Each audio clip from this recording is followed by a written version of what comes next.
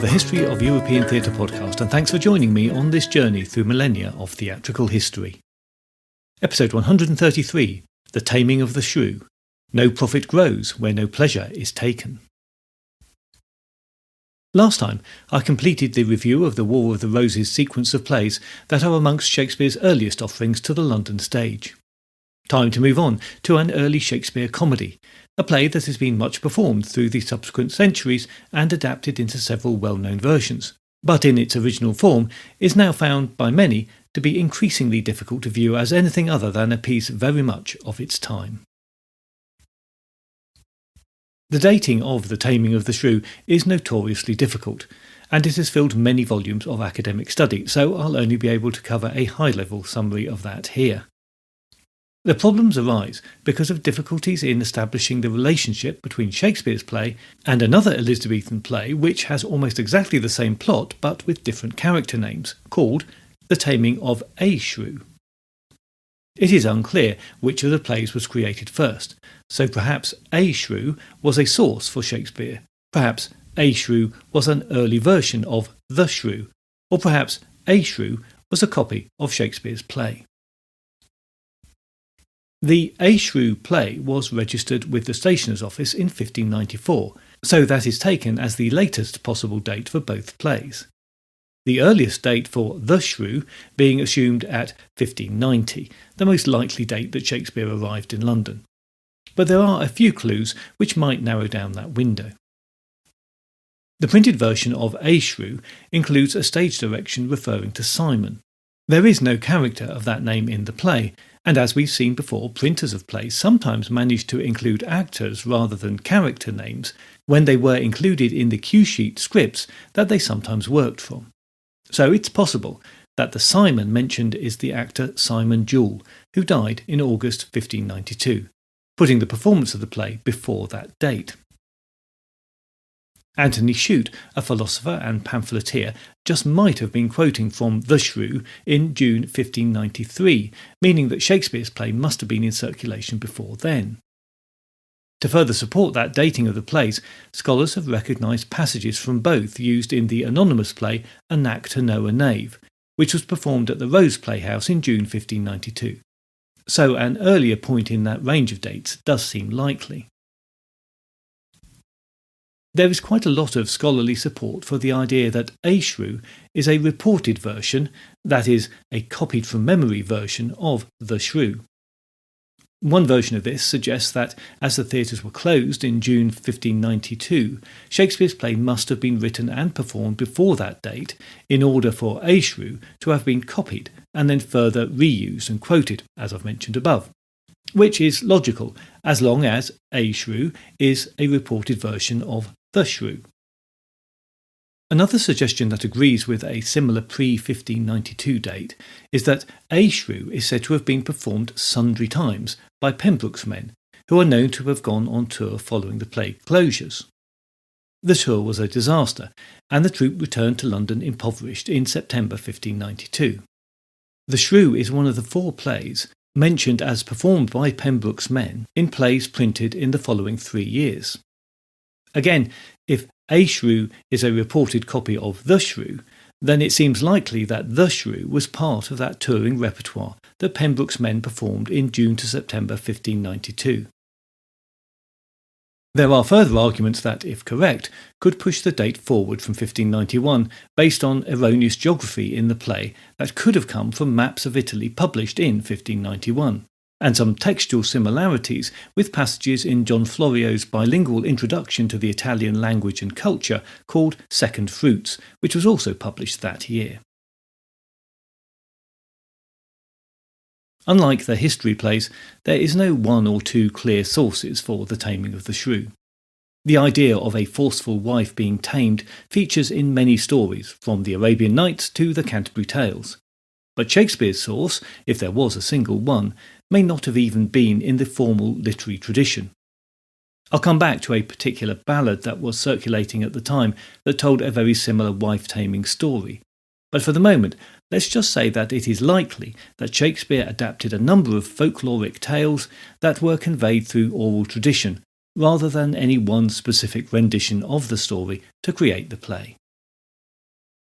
The Taming of the Shrew has two very clear plot lines that become intertwined, and it has been suggested that Shakespeare's subplot featuring the wooing of Bianca by her suitors getting dressed as tutors is borrowed from Ariosto's Il Suppositi, and some of the character names may have been borrowed from Plautus's ghost play Mostellaria.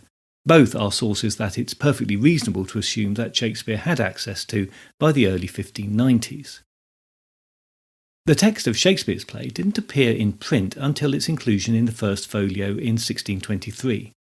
The text of the other Shrew play had been printed in a 1594 quarto by Nicholas Ling, and it seems likely that the right to publish the Shrew in the first folio was acquired from him, again suggesting that A Shrew and The Shrew were closely related, if not the same play in different versions.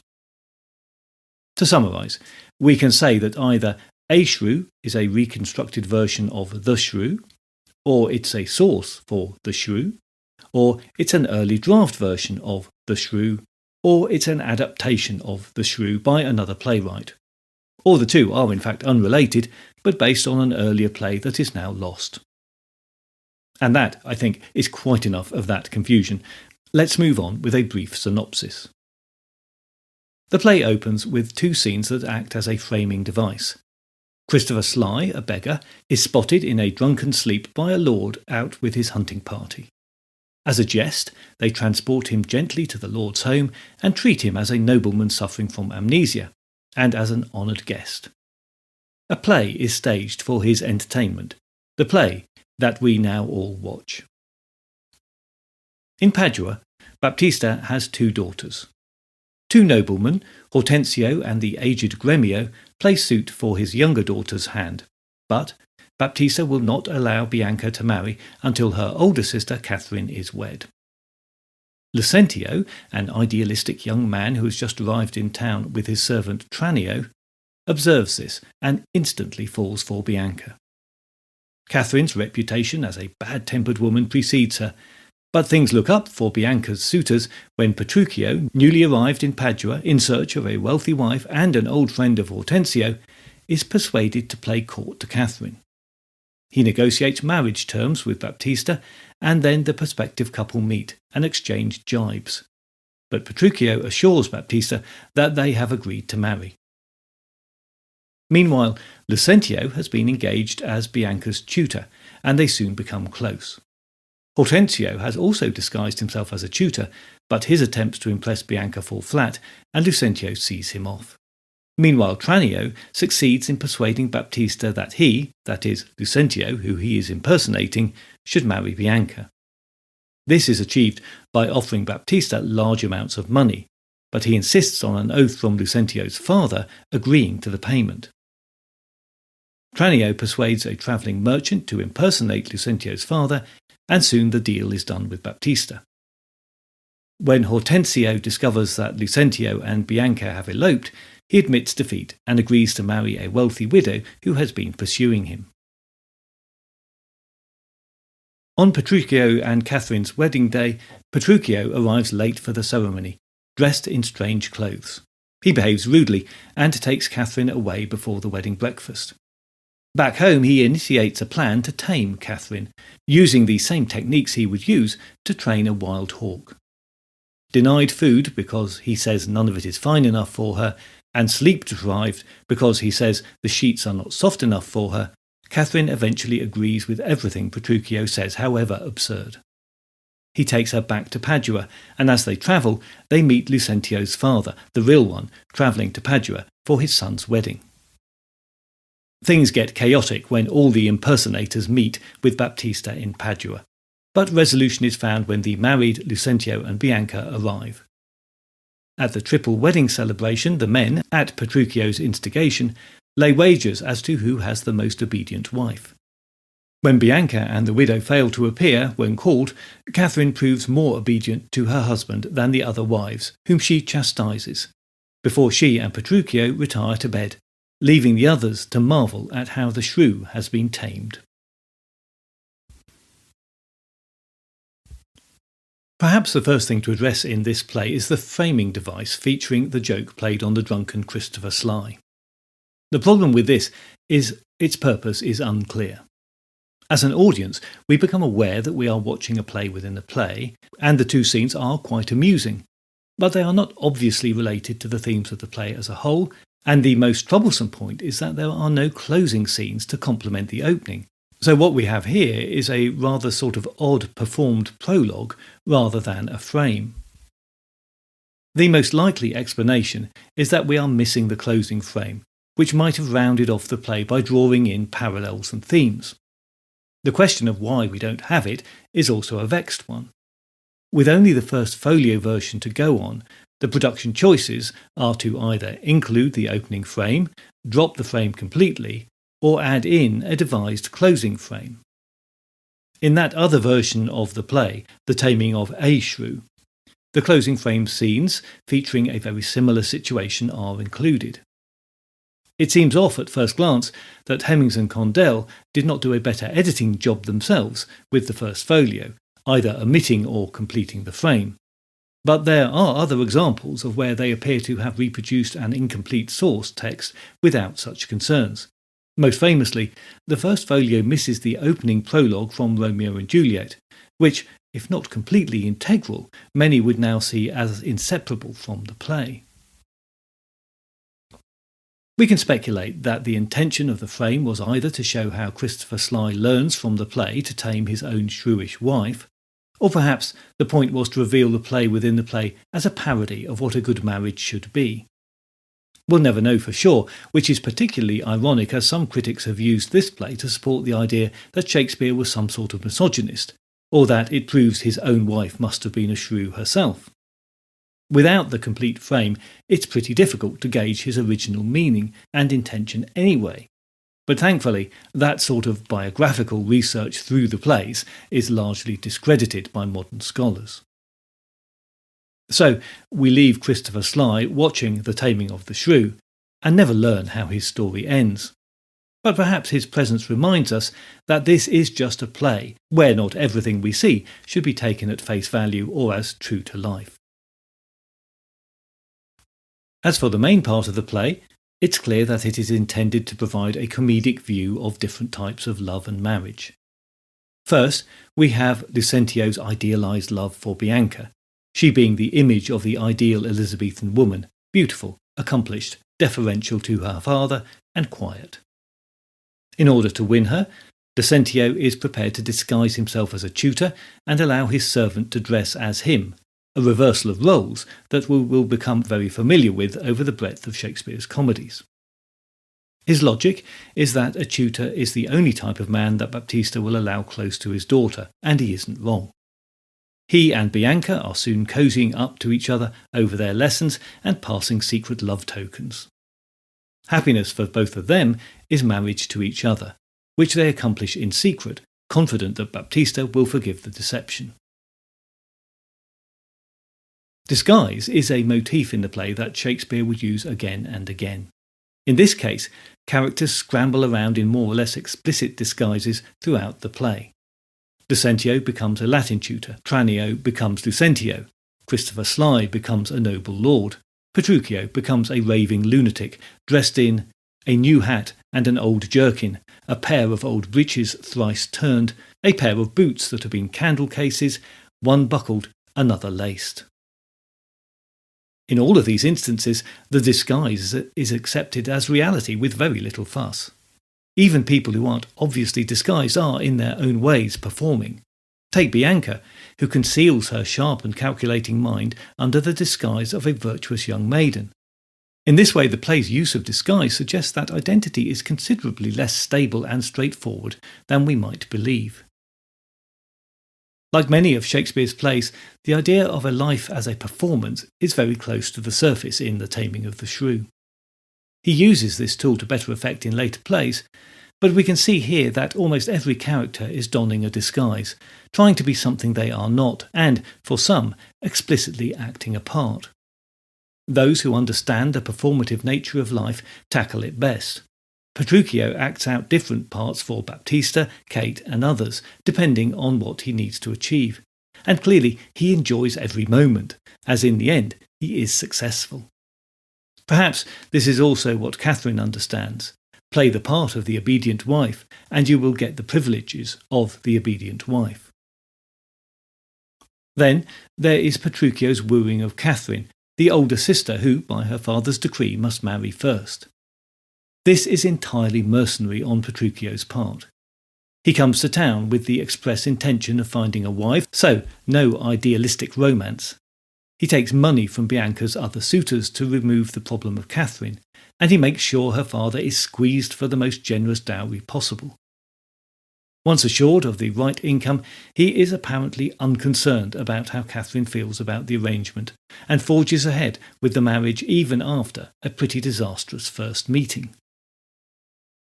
Katherine's shrewish nature is both reported by Bianca's suitors and displayed in her interaction with Petruchio.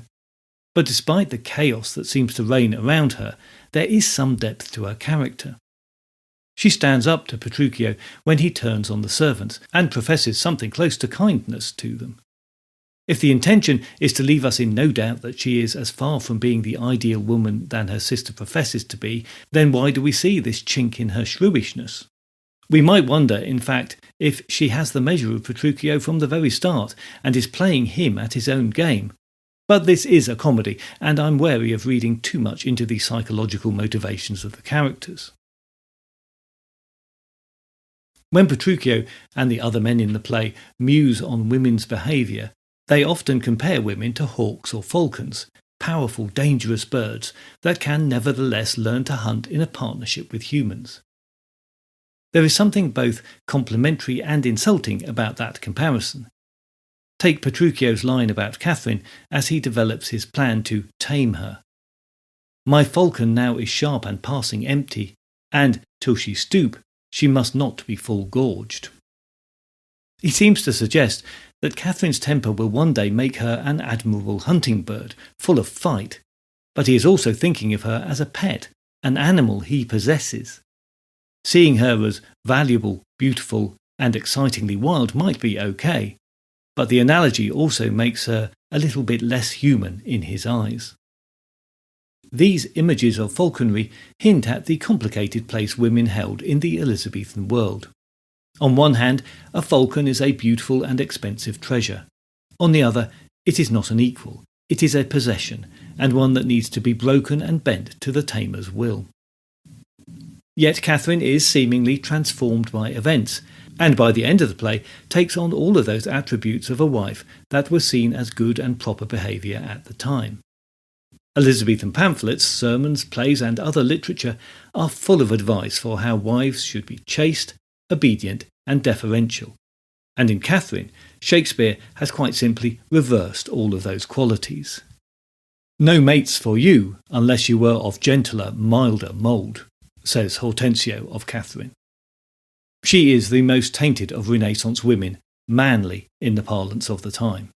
She is not only a threat to Bianca's suitors because she blocks their way to her, but because she answers back to them and argues with them as a man would.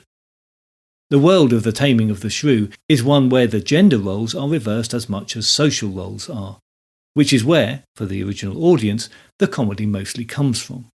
I think we shouldn't underestimate the shock value of a gentleman swapping clothes with his servant, or a man swapping clothes with a woman, for that matter, which, of course, is further complicated by the fact that female characters are played by boy actors. Both are much more significant acts in the context of their time than as we might see them now. As I've mentioned before, Elizabethan society was one where social status was very controlled and outwardly defined by clothing. Gender rules were equally strict. To wear clothes of the type worn by those outside of your social group was a criminal offence and could not be done lightly. I think it's also significant that the main protagonists are out-of-town suitors. Padua, because of its status as a mercantile town, was a place where strangers visited more than was usual for most people. Put a stranger in a tutor's gown and his servant in fine clothes, then perhaps you could get away with it and remain unrecognised, for a while at least. The setting may be Italy, suggesting the exotic, but the morals and the behaviours being studied are those of Elizabethan England. But this is not to suggest that the play relies on realism or even much logic. This is, after all, a comedy, where a ridiculous situation is played out by ridiculous characters. So perhaps it's not surprising that it doesn't stand up to too much scrutiny, but, most annoyingly, it does lack internal logic. There are many loose ends that are just dropped, particularly where Bianca's suitors are concerned, and the question of just how Katherine becomes so changed, essentially by cruelty inflicted on her, hangs over the play and, for modern audiences at least, dampens any comedy that we might still find in it. Acceptance of such gaps by early audiences might be explained by the familiarity of this type of story to them. Tales of the taming of errant wives had been popular since the Middle Ages, and Tudor jest books and pamphlets continued that tradition. Although seeing a direct relationship with any one story isn't possible, it seems safe to assume that tales of this nature, and maybe even a direct source that is now lost, were in the Elizabethan zeitgeist. A ballad from about 1550 that bears many similarities to the play, called A Merry Jest of a Shrewd and Cursed Wife Wrapped in a Moral Skin for Her Good Behaviour, is one of several with many common features. We can, however, thank Shakespeare for toning down Katherine's punishments in his play. In the ballad, the moral skin is that of a dead horse, into which the unfortunate shrew and cursed, meaning bad-tempered, woman is wrapped as a punishment. Her father describes her as a devilish fiend from hell, and she suffers physical beatings and torture from her husband. Compared to this ballad, the play has a much lighter tone, however disturbing we might find parts of it now.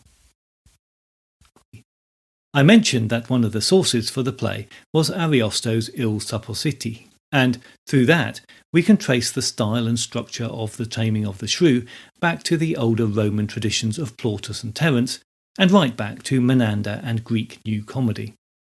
The basic plot of a young couple in love being opposed by an unreasonable father is well represented in that Greek New Comedy. When the Roman theatre developed on from the Greek, the female character acquired more agency in the plot, and typically a twist in the plot about the true status of her birth allowed for a satisfactory resolution, and the obligatory wedding scene to close the play. You'll find several examples of this type of Roman comedy covered in Season 2 of the podcast, The Theatre of Rome. That's episodes 25 to 47. Both Greek and Roman comedies use stock characters that soon became identified with certain types of behaviours, and they eventually developed into the stock characters of the Commedia dell'arte. In The Taming of the Shrew, we can see that Shakespeare borrowed heavily from these traditions.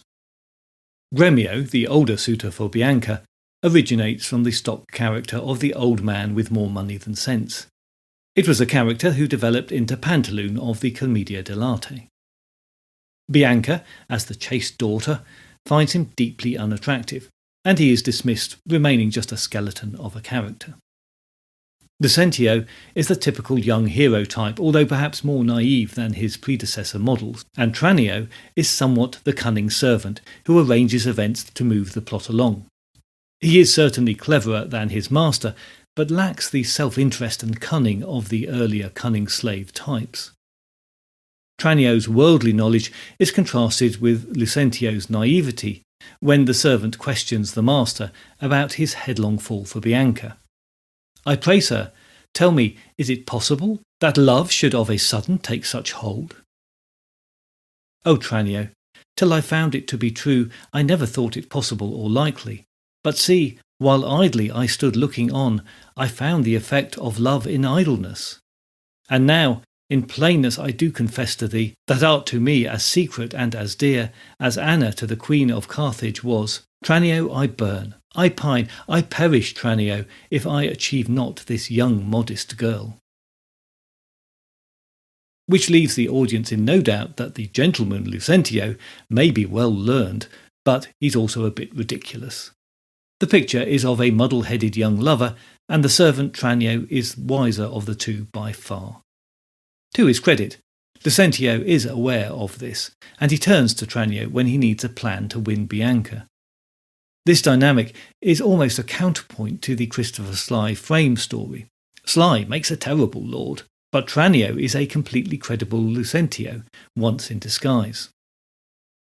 So essentially, this is a Tudor version of a Roman comedy, Shakespeare with a big debt to Plautus and Menander, and a trend that was to continue in Shakespeare and other playwrights' comedies and develop into a more romantic, less cynical style of comedy in its gentler moments.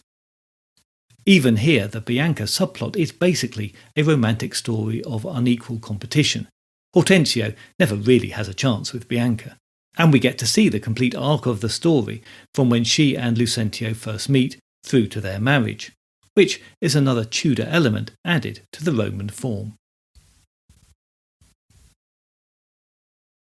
In a play concerned with people's behaviour, and particularly with a woman with a fiery temper, it's not surprising that there are many references to choler, or yellow bile, one of the 4 humours traditionally said to govern people's health and temperament. There can be no doubt that Katherine would have been diagnosed with an excess of choler. When Petruchio denies Katherine a roast chicken, he applies the logic that it engenders choler, planteth anger, and better 'twere that both of us did fast, since of ourselves are choleric. While Petruchio is being wilfully obnoxious here, his reasoning reflects Renaissance ideas about the humours, and many in the audience would have been nodding along with his sentiments. The frequent reference to choler suggests that the problem with Katherine's temperament isn't that she is angry, but that she is imbalanced, and in being imbalanced, she throws off the balance of society. Katherine's eventual pleasure in playing along with Petruchio suggests that, while this view might in some ways be short-sighted or limiting, it is not altogether wrong. Katherine doesn't like being constantly enraged, any more than the people around her enjoy avoiding the items she routinely throws around when she's in a temper, possessed by imbalance. So do Petruchio and Katherine somehow manage to find love for each other? On the face of it, this is what the play expects us to believe, that they are in fact a matched couple. But more likely, we might think fear and deceit are the basis for their relationship. As the play ends and Katherine displays just how changed she is by behaving perfectly as a wife, even better than the sainted Bianca, we have to ask if this really is the most successful marriage that we see in the play. That final scene also lacks the neat tying up that we would expect of a comedy in the Roman tradition.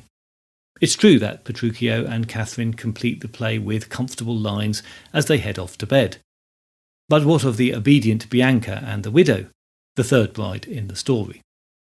All of a sudden, they are not so well behaved and obedient to their husbands.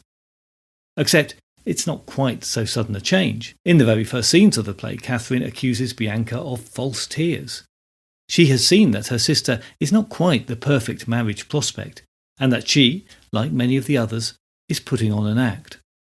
Perhaps Lucentio should not be so surprised to discover that his new wife has just as much of a temper and is as strong-willed as her sister. And what is the message there? That things change once the goal of marriage to the right man has been achieved?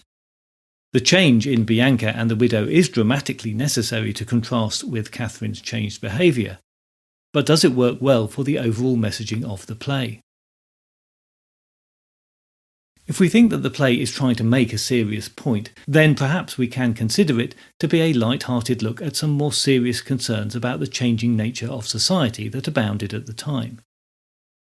The advent of a strong queen in the form of Elizabeth in itself raised some concerns about the position of men in society. In addition, there were changes within society where merchants and tradesmen, even playwrights, could become elevated through the social ranks. Pamphlets of the time feature complaints about a socially mobile middle class, a very new concept that was feared by those who thought they might miss out or that their position might be superseded. Fears of masterless men became extended into fears of nothing short of a female rebellion. Records of women being brought to local courts for crimes of scolding, shrewishness and bastardry are well evidenced, and suggest a trend that would ultimately result in witchcraft trials that were heavily focused towards females whose behaviour or lifestyle put them on the edge of society. It is, not surprisingly, predominantly women who are brought before the courts on charges concerning sexual infidelity. which were crimes that incurred punishments based on public humiliation, and not all of those punishments were formalised through the court. For example, the Skimmington was a procession organised to parade through the local streets, where the centrepiece was a representation, by the use of effigies, of a shrewish wife and her henpecked husband. Then there was the Scold's Collar, a mask or metal frame with a bridle bit to prevent further nagging by the unfortunate woman, and she was led across town on a leash. Once again, the main purpose was public humiliation, but wearing the collar for an extended period could result in cuts in the mouth that could then turn into a life-threatening infection. In the most extreme example of how errant women were treated socially and politically, a woman who murdered her husband was not tried for murder, as her husband would have been in reversed circumstances, but for treason, which carried a much more severe punishment. Katherine's speech towards the very end of the play shows the Elizabethan view of marriage as a mirror of the country. Within the realm of marriage, the husband is king, and the wife is his subject, as she says. Such duty as the subject owes the prince, even such a woman oweth to her husband, and when she is forward, peevish, sullen, sour, and not obedient to his honest will, what is she but a foul contending rebel, and graceless traitor to her loving lord? So when an Elizabethan heard of the taming of the shrew, it had a rather more sinister meaning than we might suppose. To be accused of being a shrew could lead to a serious and very public punishment. Perhaps an attempt at light-hearted comedy was not what the first audience for this play were expecting. In fact, the play does include some references to these darker events. When being implored by Baptista to court his older daughter, Gremio replies, "To cart her, rather. She is too rough for me." The carting being another form of the public humiliation of an errant wife. Katherine suffers public humiliation, partial starvation, sleep deprivation, and a lot of verbal bullying at the hands of Petruchio, all of which is, he insists, in the name of kindness and delivered courteously. Let's not pretend that this is not coercive control, but it could be argued that Petruchio can be seen as a relatively progressive thinker for his times by not resorting to violence on his wife, but attempting persuasion.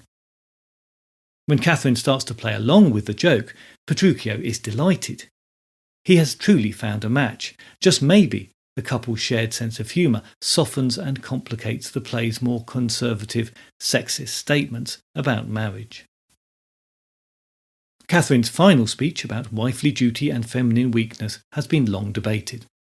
In a straightforward reading, this speech is merely a statement of common conservative Tudor beliefs about the ideal relationship between men and women.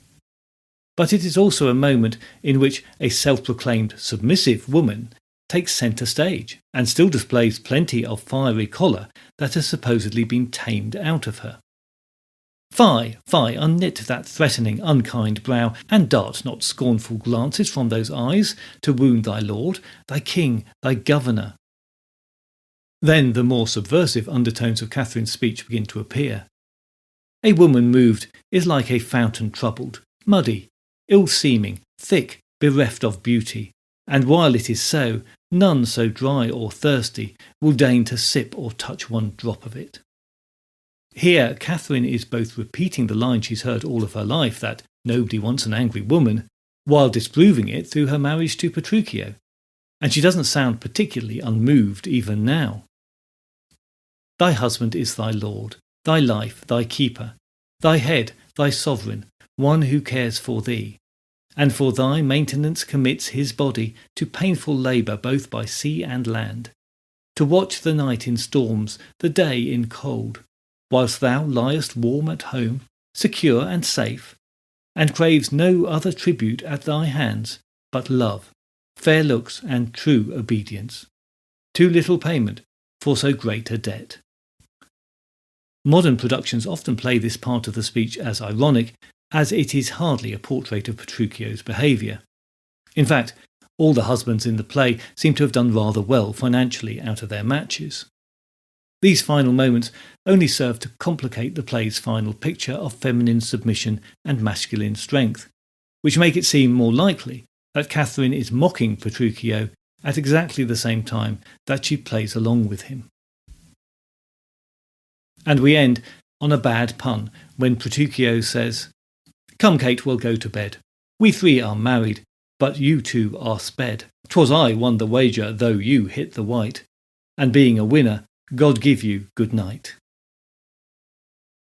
White plays on the translation of Bianca's name from Italian, and there is a crude reference to what Lucentio and Bianca will be getting up to in their bedroom. Yes, this play ends on a silly, dirty joke.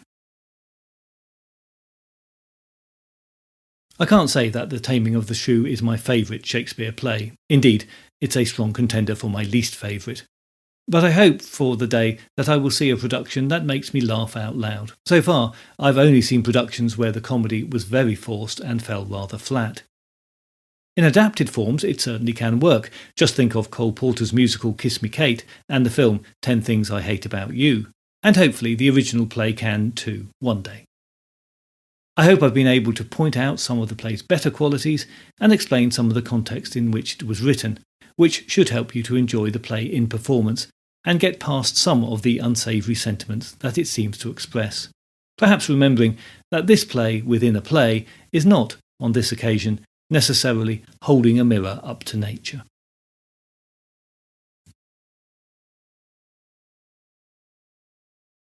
Next time, it's back to something very much more grim and serious as we go from history plays to comedy to tragedy and step into the dark world of Titus Andronicus. Come armed with a strong stomach as the young Shakespeare takes on the popular subgenre of revenge tragedy. In the meantime, please join the Facebook page or group or find the podcast on Instagram or X to keep up to date with new episodes and other theatre-related things. If you do feel able to help out with the costs of running the podcast, then please head over to Patreon, where you will find additional content for a small monthly fee or a one-off donation. You can find details of ways to support the podcast at the New Look website, which is www.thehistoryofeuropeantheatre.com. That's also a great place to get in touch with me if you wish by using the contact form. I look forward to your company next time, but if you do have any comments or concerns in the meantime, you can also contact me by email at thoetp@gmail.com or via X at thoetp.